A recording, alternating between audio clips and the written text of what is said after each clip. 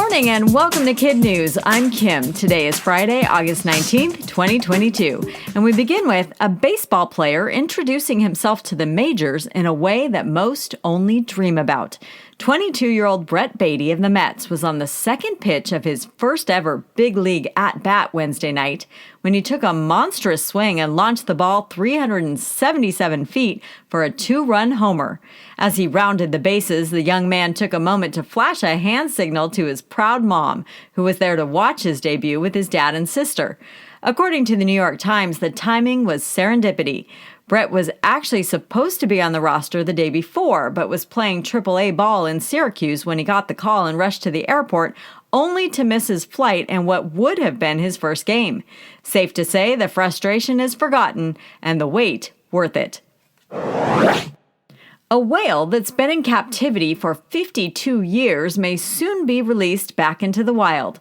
Since 1970, Lolita the orca has lived at the Miami Seaquarium in what Newsweek says is the smallest orca tank in North America.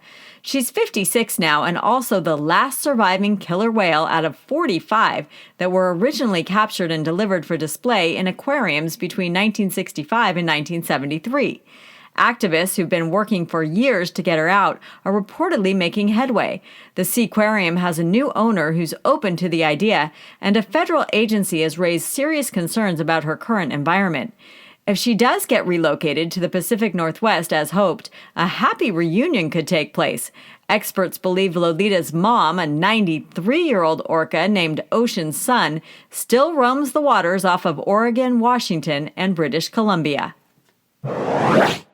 You can't really fix a mistake until you first admit making one. With that in mind, the Centers for Disease Control came out late Wednesday and acknowledged that it could have handled its pandemic response a whole lot better. The CDC's director, Dr. Rochelle Walensky, called her agency's missteps very dramatic and very public. Among the mistakes, the rollout of faulty COVID test kits, confusing and at times contradictory advice on isolation and masking, and a failure to place enough emphasis on the need for boosters.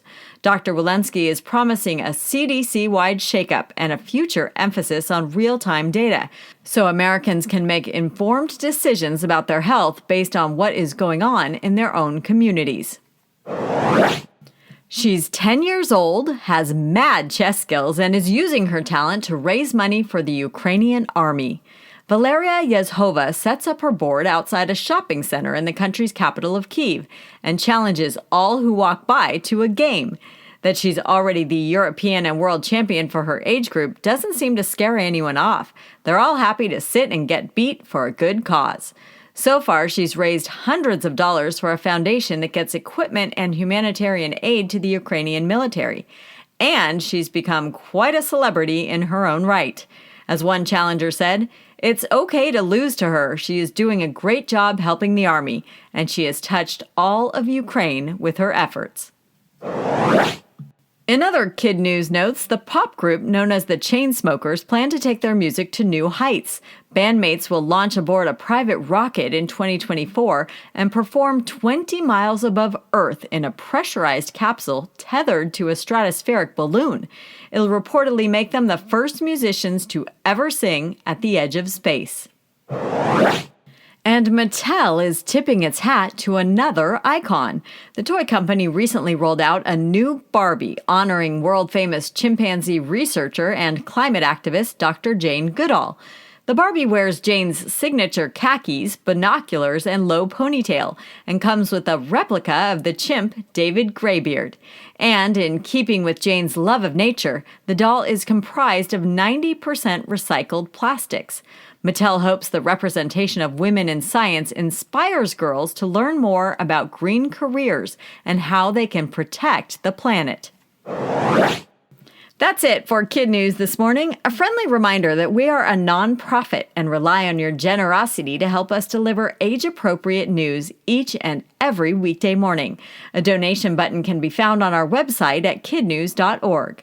Now, today's KidNuz quiz. What is the name of the Mets player who hit a homer in his first big league at-bat?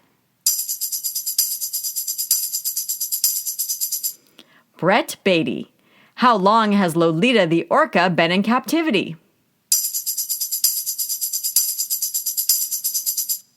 52 years. What agency is getting an overhaul due to pandemic mistakes? The CDC. For whom is a 10-year-old chess champ raising money? The Ukrainian Army. In today's Kid News Kicker, if you're all about business in the front and parties in the back, the clock is ticking. Today is your last day to vote on which kid and which teen in the U.S. rocks the best mullet. A field of 780 was whittled down to 36 finalists, each of whom has hair that's short on top and long in the back. But that's where the similarity ends. These masters of the mullet have put their own spin on a style that is equal parts head-turner and head-scratcher. Some are spiky, others have razor lines cut into the sides, and at least one threw in a perm. To enter, kids from California to the Carolinas and Florida to New England submitted front, back, and side photos of their luscious locks, all in a bid to get Facebook likes and advance to the next round. Even football great J.J. Watt has weighed in and voted. If you want your say, head over to mulletchamp.com and pick your favorite. Before we go, we want to shout out our teachers, starting with Mrs. Morrison and her Cougars at Mulberry Creek Elementary in Catawba, Georgia. Mr. Winter and his Mustangs at Monte Vista Middle School in Tracy, California. Miss Flanagan and her fantastic 6th graders at Gilbert Global in Gilbert, Arizona. And Ms. Gardner and her exceptionals at Sunset Middle School in Sunset, Louisiana.